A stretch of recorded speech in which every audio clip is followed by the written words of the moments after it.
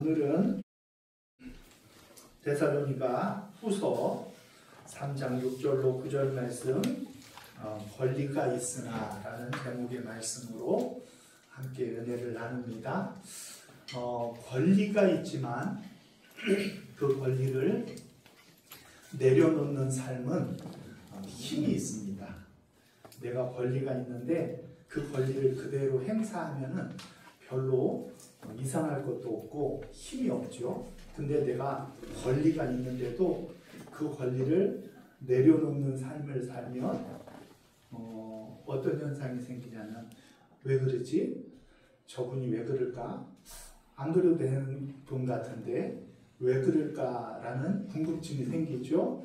그것이 바로 우리의 인생에 있는 그 파괴력, 능력입니다.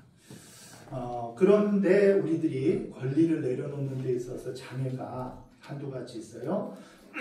첫째는 권리를 내려놓으면은 사람들이 저 사람은 좀 부족해서 그런가 봐, 그렇게 생각하기가 쉽다는 거예요. 실제로 바울 사도도 권리를 내려놓는 사역을 감당을 하니까 어떤 오해들이 있었냐고 하면, 바울 사도는 사도가 아닌가 봐, 훌륭한 선생님은 되지만 사도는 아닌가 봐, 그런 오해들이 생겼죠.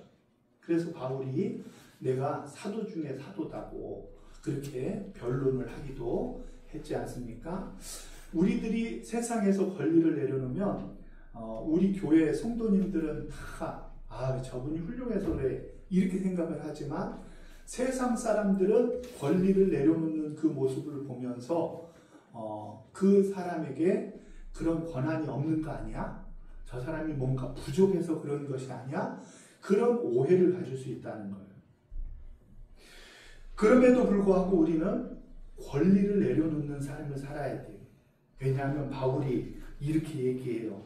내가 권리가 없는 것이 아니라 권리가 있지만, 그러나 내가 오직 스스로 본을 보여서 우리를 본받게 하기 위하여 권리를 내려놨다, 그렇게 얘기하고 있는 거죠.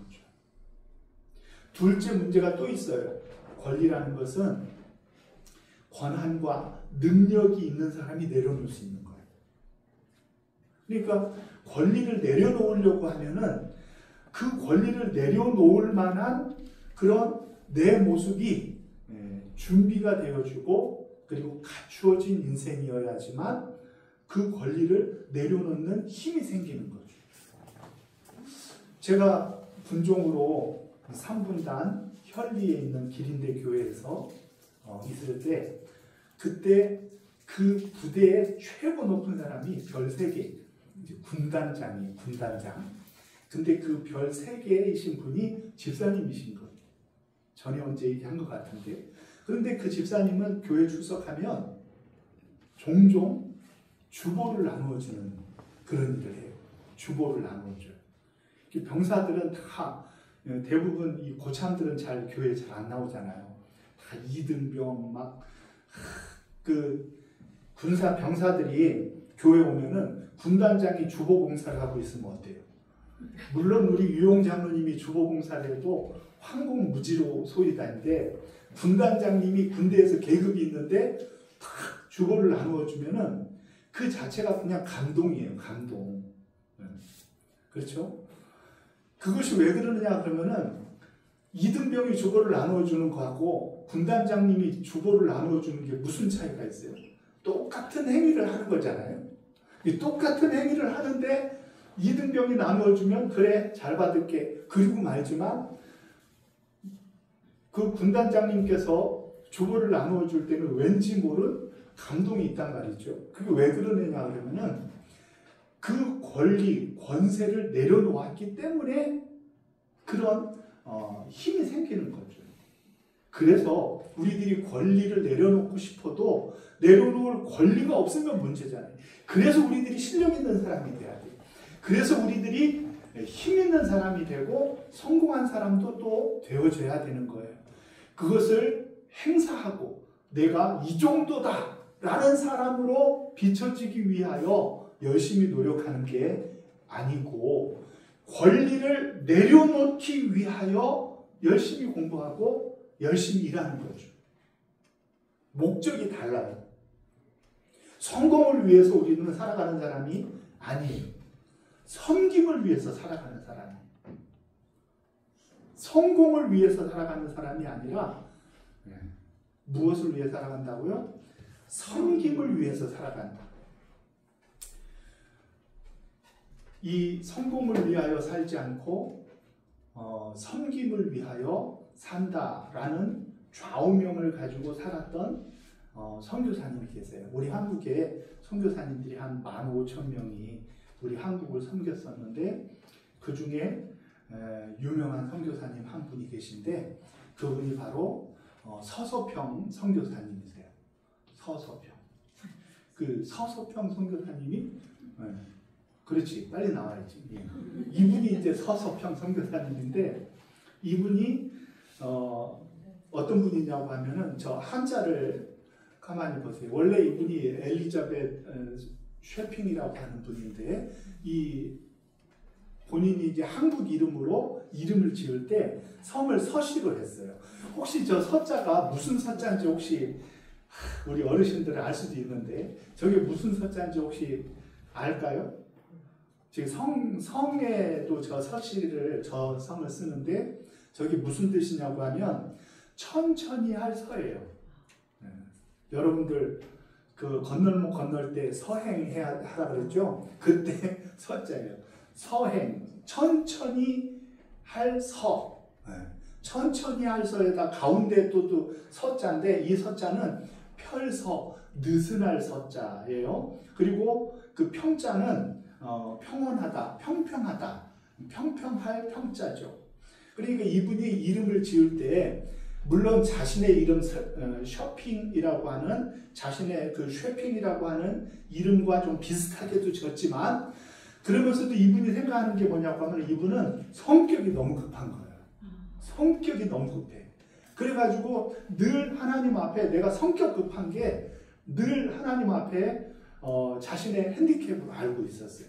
그래서 내가 이 선교지를 사역을 섬길 때 천천히 느슨하게 평온하게 평평하게 이 선교의 일을 감당하고 싶다. 그래서 자신의 이름을 서서평이라고 지은 거죠. 이분이 어떤 분이냐고 하면은 전라도 광주에 있는 곳에서 간호선교사로 남장로교에서 파송을 받은 분이셨어요. 그런데 이분은 선교사님들이 당시의 선교사님들이요 일제시대거든요. 선교사님들이요 굉장히 아주 잘 사는 사람들이었어요. 선교사님들은요 집이 다 좋은 데 있고 막 높은 데 있고 선교사님들은 대부분 다 한국이 너무 가난하니까 그러니까 선교사님들이 선교비를 가지고 그냥 생활만 해도 너무 잘 살고 그런 사람들인 거예요. 근데 이 서서평 선교사님은 자신이 너무나 어려운 그런 그 부모님께 버림을 받고 그런 삶을 살았기 때문에 어려운 사람들에게 마음을 둔 거예요. 그래가지고 거지나 병자나 이 나병 환자들이나 그리고 뭐 이 직업 여성들이나 이런 사람들에게 섬김을 베푼 거죠. 이분은 선교비가 오는 그날로 바로 가난한 사람의 학비로 그리고 어려운 사람들을 돕는 일로 그날로 다 빠져나갔다고 해요. 그리고 당시에 3원을 써야 한 끼를 먹는데 이분은 10전으로 자기의 생계를 유지하면서 헌신해서 살았어요. 그래서 이분이 그 광주와 전남, 제주도 이런 데를 중심으로 사역을 했는데 53세에 부름을 받았을 때 교회에서 교회장으로 드리려고 한 거예요. 그런데 광주시에서 안 된다. 교회장이 뭐냐? 이 광주시장으로 드려야 된다. 그래서 최초의 광주시장례를 드렸던 분이 이 서서평이라는 선교사님이셨어요. 이 선교사님의 인생이 얼마나 아름다웠으면 광주의 어머니, 조선의 어머니라는 칭호를 받은 거죠. 이분이 한 번은 그 당시에 일제 그 사람들이요, 그 나병 환자들을요 다 몰살시키려고 그 그거 뭐예요? 거세하는 그런 것들을 실행을 하면서 이 사람들을 압박을 하자 이분이 그 광주 지역에 있는 50여 명의 나병 환자들이 이끌고 서울에 있는 총독부까지 행진한 거예요. 권리를 이제 주장하기 위해서 행군을 한 거죠. 그래서 올라가는 중에 점점 사람들이 나도 동참해야 되겠다. 너도 동참해야 돼. 이렇게 해가지고 540여 명이나 되는 사람들이 총독부 앞에 가서 데모를 하게 되자 결국은 총독부가 자신들의 뜻을 굽히고 어떻게 했냐고 하면은 저기 여수에 가면은 그 소록도라는 곳이 있는데 거기에다가 공동체를 생활을 할 수 있는 공간을 마련해 준 거예요. 그래서 그 애양원이라는 모태가 되어지는 그 역할을 누가 한 거냐면은 바로 이 서서평 선교사님이 한 것이죠. 이 선교사님은 일평생 자신의 권리를 이 조선을 위하여 내려놓고 하나님의 나라와 교회를 위해서 내려놓고 산 거예요. 그러니까 그 내려놓음, 자신의 권리를 내려놓음의 그 능력이 한국 사람들에게 감동을 주고 그리고 믿음의 길로 이끌게 하고 그리고 하나님의 영광이 드러나게 하는 일에 쓰임을 받은 것이죠. 저와 여러분들이 권리를 내려놓는다 하는 것은 바로 그런 힘이 있어야 된다는 거예요. 선교사님이 이제 피곤하니까 쉬시게 꺼주세요. 권리를 내려놓는다 하면은 두 번째 가라 하면 서러운 분이 한 분 계셔요. 권리를 내려놓으신 분. 누구죠? 너무 잘하는 분인데 우리들이. 예수님. 권리를 내려놓았다면 바로 떠오를 분이 누구냐고 하면은 예수님이에요. 그냥 세상에 불황자 한 명이 십자가를 졌다고 그 십자가의 능력이 온 인류를 변화시키겠어요? 하나님의 아들이신 예수 그리스도께서 자신의 권리를 내려놓았기 때문에 거기에 능력이 있는 거예요.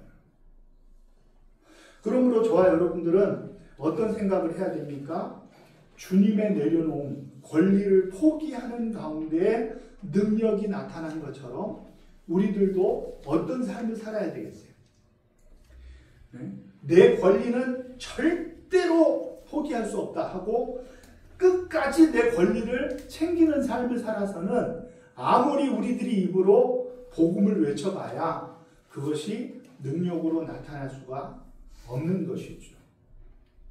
바울 사도는요, 이 데살로니가 교회를 섬길 때 자신은 일하지 않아도 되는데 일을 했어요. 목사님들이 대부분 그렇듯이 어디 식당 가면 목사님들이 돈 내는 거 봤어요? 네.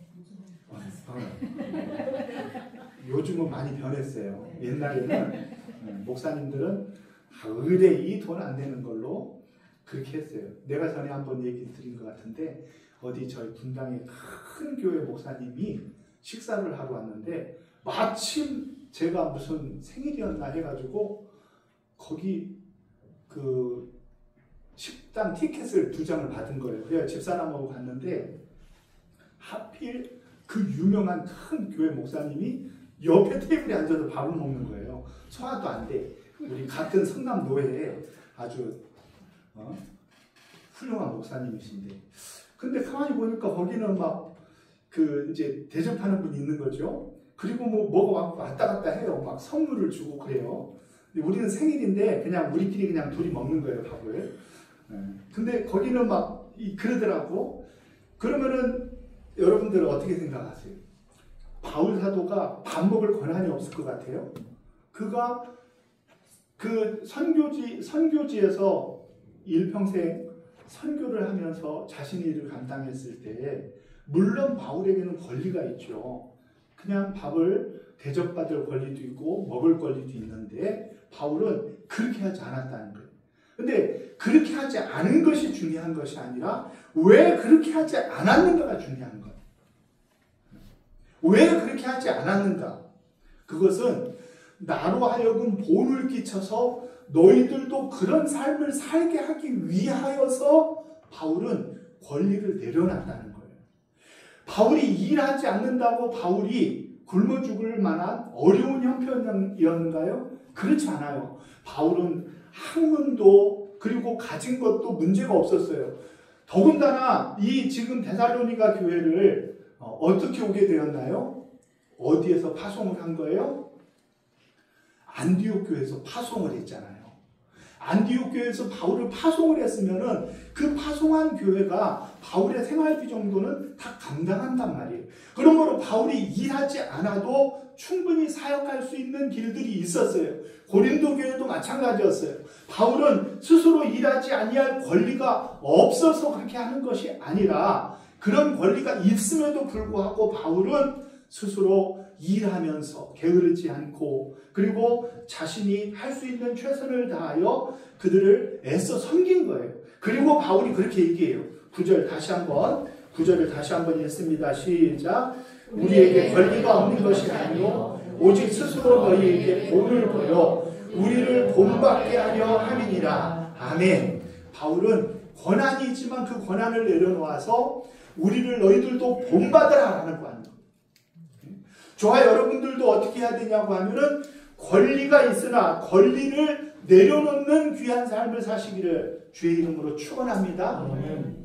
우리 주님이 그 본을 보여주셨고 우리들도 그 주님의 길을 가는 권리를 내려놓는 삶을 살기 위하여 이 땅에 저와 여러분들이 힘쓰시기를 주의 이름으로 축원합니다. 권리를 내려놓을 때 힘이 있는 거예요. 전제가 있어요. 권리를 내려놓아도 그 권리를 내려놓는 그것으로 인하여서 우리들이 스스로 연약한 사람이 되어지거나 또는 그 권리를 내려놓는 것이 권한이 없어서 우리가 권리를 내려놓는다 그렇게 여기지 않을 때 우리는 내려놓는 그 권리를 내려놓는 그 모습이 진정한 의미에서 복음이 되어줄 줄 믿으시기를 바랍니다. 갈라디아서 5장에 보면 우리 주님이 이렇게 얘기하셔요. 바울이 그 갈라디아 교회에 그렇게 얘기를 하셔요. 뭐라고 얘기하냐면 우리 주님이 우리를 자유케 하시려고 자유를 주셨다. 그러므로 너희가 종 노릇하지 말라. 더 이상 너희는 종의 멍에를 매지 말아라. 그렇게 얘기해요. 그게 1절이에요. 그리고 13절에 뭐라고 얘기하냐면은 갈라디아서 5장 13절에 형제들아 너희가 자유를 위하여 부르심을 입었으나 그러나 그 자유로 육체의 기회를 삼지 말고 오직 사랑으로 서로 종 노릇하라 라고 하는 거예요. 1절에 금방 얘기를 했잖아요. 우리는 자유케 하려고 자유를 받은 사람이에요. 우리는 더 이상 종의 멍에를 질 필요가 없는 사람이에요. 예수 믿는 우리들은 자유인이에요. 종이 아니란 말이에요. 그런데도 우리는 종 노릇하면서 살아요. 왜 그래요? 우리들이 종 노릇하면서 우리의 자유를 내려놓는 순간 그 종 노릇하는 그 모습 속에 복음이 새겨지는 거예요. 복음이. 그러나 그 자유로 육체의 기회를 삼지 말고 오직 사랑으로 서로 종 노릇하라 라고 말하고 바울이 이렇게 얘기해요. 온 율법은 너 내 이웃을 사랑하기를 내 몸같이 하라는 말씀 속에서 이루어졌느니라. 복음이 이루어지는 게 어떻게 되어지냐고 하면 내가 권리를 내려놓을 때 그때 복음이 이루어지는 거예요. 우리는 내려놓지는 않고 복음만 외치려고 하니 우리의 목은 쉬는데 세상 사람들이 듣지를 않는 거죠. 우리들이 예수 믿는 사람들이 그리스도인들이 권리는 있으나 그 권리를 내려놓는 사랑, 내 이웃을 내 몸과 같이 사랑하는 그 사랑으로 나는 자유인이지만 종 노릇하는 종처럼 섬기는 삶을 살 때 복음은 능력을 갖는 거예요. 서석경 선교사님이 능력을 가진 것처럼 우리들이 우리의 권리를 내려놓을 때 우리는 능력을 갖게 되어줄 줄 믿으시기를 바랍니다. 아멘. 우리가 왜 그렇게 해야 합니까? 억울한데요. 뭘 그렇게 살아야 됩니까? 그러나 하나도 억울할 게 없어요. 왜냐하면 우리의 주님이신 우리 예수님께서 그런 삶을 살았기 때문에 그래요. 그분은 근본 하나님의 본체셨잖아요. 근본 하나님의 본체셨다는 말은 하나님이셨다는 말이에요. 하나님이 인간의 형상을 입고 오고 하나님께서 이 땅에 오셔서 율법에 복종하고 하나님이신 우리 주님이 십자가를 지시면서 우리를 위하여 생명을 내어주셨잖아요. 그래서 그 생명을 내어주신 것 때문에 우리들이 구원의 길, 천국을 감히 우리들이 들어갈 수 있는 능력을 받은 줄 믿으시기를 바랍니다. 아멘. 그래서 우리 주님이 그런 삶을 살았을 때 주님만 그렇게 살고 너희들은 대충 살아라 하지 않은 거예요. 우리 주님이 그런 삶을 살았을 때는 본이 되어져서 너희들도 나와 같이 그런 길을 가게 되어지면 너희가 내 제자인 줄을 알게 된다고 하신 거예요. 우리들이 주님의 제자라고 하는 것은 직분이 좋은 직분을 가졌다고 주님의 제자로서 증명되는 것이 아니에요. 우리들이 아주 어떤 사람을 홀릴 만한 뛰어난 말솜씨를 가지고 누군가 내가 붙들기만 하면 그 사람 교회에 오게 할 수 있는 능력이 있다고 우리들이 주님을 본받는 삶을 사는 것은 아니에요. 우리들은 어눌하고 부족할 수 있어요. 우리는요, 한없이 연약할 수도 있어요. 그럼에도 불구하고요, 내가 가진 권리를 내려놓고 그 권리를 종 노릇하는데 내 권리를 쓰게 되어졌을 때 사람들은 저 사람들 참 아이고 종이고 부족하니까 저렇게 하지 그렇게 여기지 아니하고 저 사람을 바꾼 우리 주님을 찬양하게 되어질 줄 믿으시기를 바랍니다. 저와 여러분들의 삶 속에서 권리를 내려놓는 것, 그것은 바로 주님의 길을 우리도 가는 거예요. 주님을 본받는 거예요. 주님이 가신 길을 나도 가는 거예요. 그래서 늘 우리는 마음속에 주님 마음을 나에게 주세요. 주님 마음을 나에게 주세요. 주님이 가졌던 그 마음을 나도 살게 해주세요. 주님이 가셨던 그 길을 나도 가게 해주세요. 주님이 바라봤던 그 비전과 꿈을 나도 꾸게 해주세요 하면서 주님의 마음으로 저와 우리 사랑하는 성도님들이 변화되어지고 그 길을 갈 수 있기를 주의 이름으로 축원합니다. 우리들은 내려놓지 않을 때, 그 내려놓지 못할 때 우리는 주님을 나타내고 주님을 드러낼 수 없는 것이죠.